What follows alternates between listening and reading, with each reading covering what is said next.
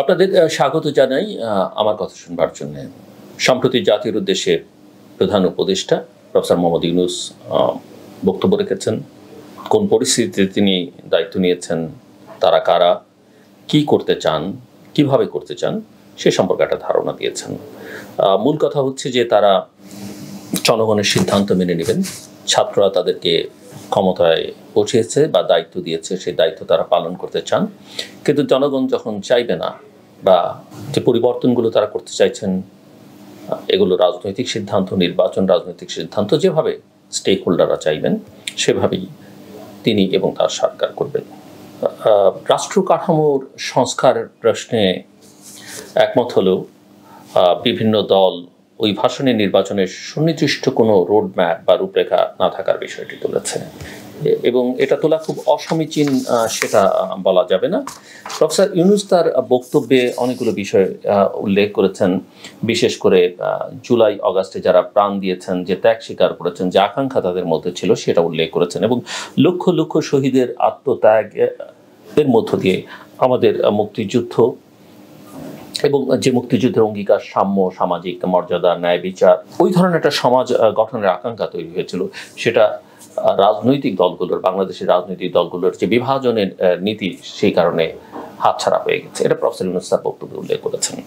নিঃসন্দেহে সংস্কারের যে কথাগুলো বলেছেন, কিছু কিছু খাতে তিনি সংস্কার করতে চান। তার মধ্যে বিচার বিভাগ, পুলিশ প্রশাসন, নির্বাচন কমিশন, অর্থনীতি, শিক্ষা, স্বাস্থ্য, বিভিন্ন খাতে সংস্কার উদ্যোগের কথা তিনি তুলে ধরেছেন, এবং রন্ধ্রে রন্ধ্রে যে দুর্নীতি, দুঃশাসন, অন্যায়, অবিচার, নিপীড়ন হয়েছে সেটা উল্লেখ করেছেন, এবং সেখান থেকে দেশকে মুক্ত করার পদক্ষেপের কথা বলেছেন।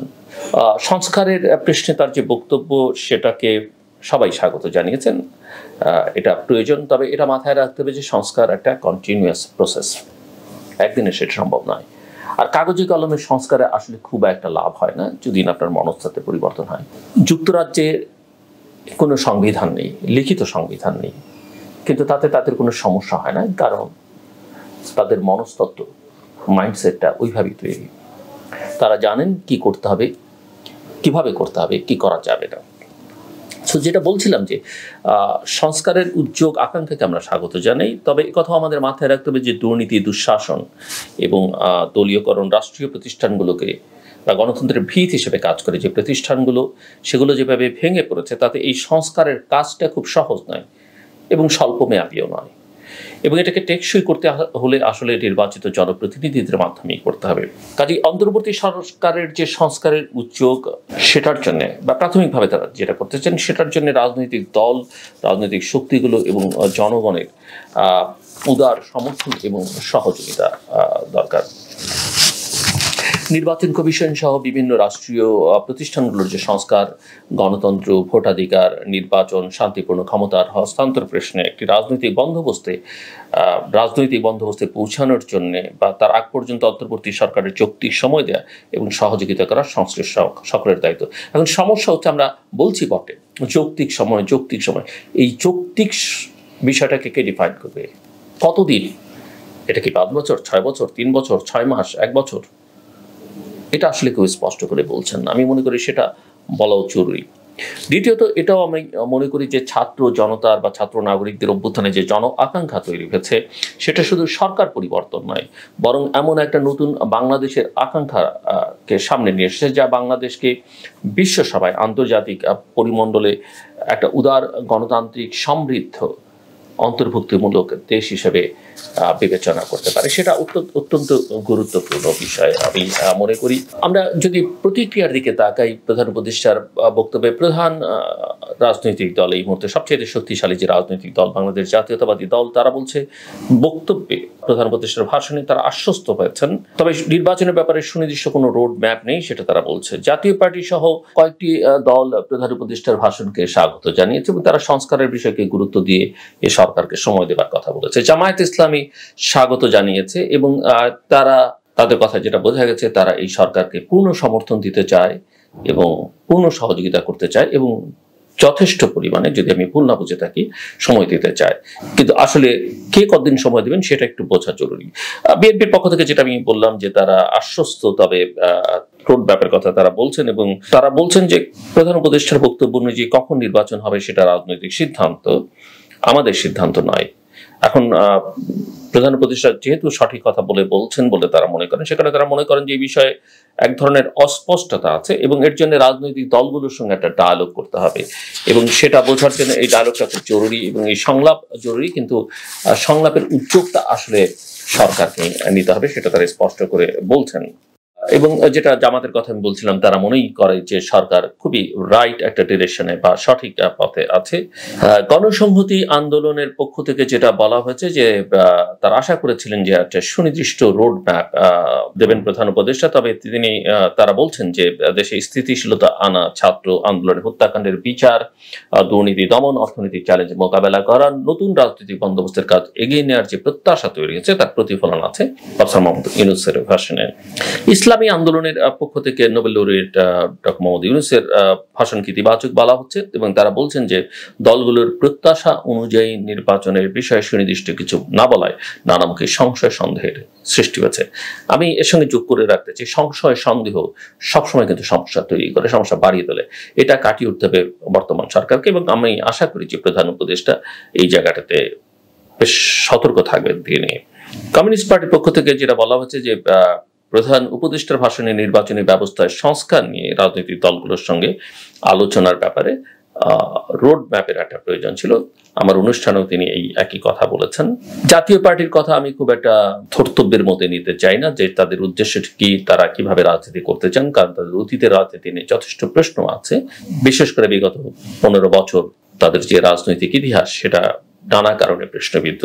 সো তারপরও তারা বলছেন যে তারা সরকারকে নির্বাচনের জন্য চাপ দিতে চায় না। কিন্তু এখন যেটা প্রশ্ন যে শেখ হাসিনার আমলে যেটা প্রফেসর মোহাম্মদ ইউনূস বলেছেন যে সব খাতে সংস্কার প্রয়োজন, সকল প্রতিষ্ঠান ভেঙে গেছে, বিধি বিধান মূল্যবোধ সবকিছু ধ্বংস হয়ে গেছে। কাজেই জাতীয় পার্টি যেটা বলছে যে নির্বাচনের আগে সংস্কার জন্য অন্তর্বর্তী সরকারকে 2-3 বছর সময় দেওয়া যেতে পারে। আমি একটি পত্রিকায় দেখলাম মুজিবুল হক চূন্য বলছেন।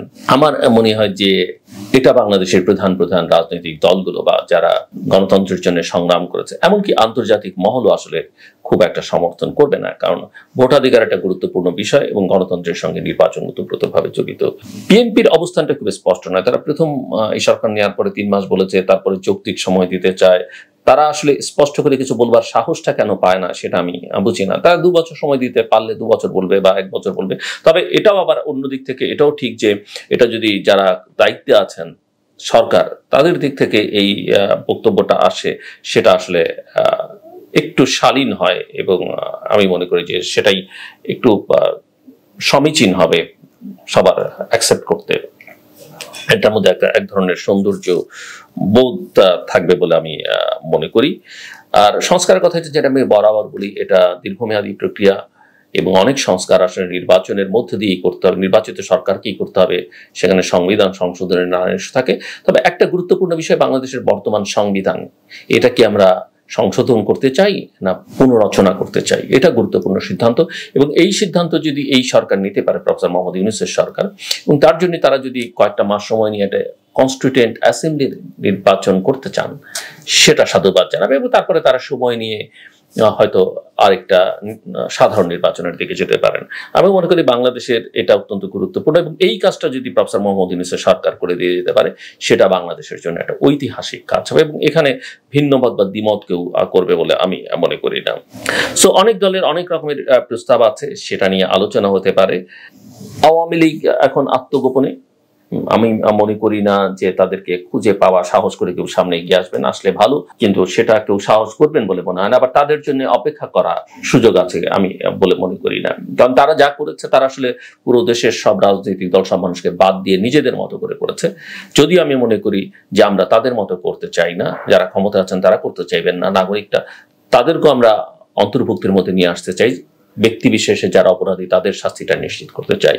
কিন্তু এটা কিভাবে হবে, এটাও আমি মনে করি একটা বড় চ্যালেঞ্জ যে বাংলাদেশের সামনে একটা ইনক্লুসিভ ইলেকশন কিভাবে করা যায়, ইনক্লুসিভ সমাজ কিভাবে তৈরি করা যায়, একটা অন্তর্ভুক্তিমূলক রাজনীতি অর্থনীতি আমরা কিভাবে নিশ্চিত করতে পারি, সেটা গুরুত্বপূর্ণ। এবং সেই কাজটা যদি প্রফেসর মোহাম্মদ ইউনূসের নেতৃত্বাধীন সরকার করতে পারে, সেটাই তাদের সবচেয়ে বড় কাজ হবে বলে আমি মনে করি, এবং ইতিহাস তাদেরকে সে কারণে স্মরণে রাখবে। আমার কথা শুনবার জন্য আপনাদের অসংখ্য ধন্যবাদ। আপনাদের সবার জন্য শুভকামনা।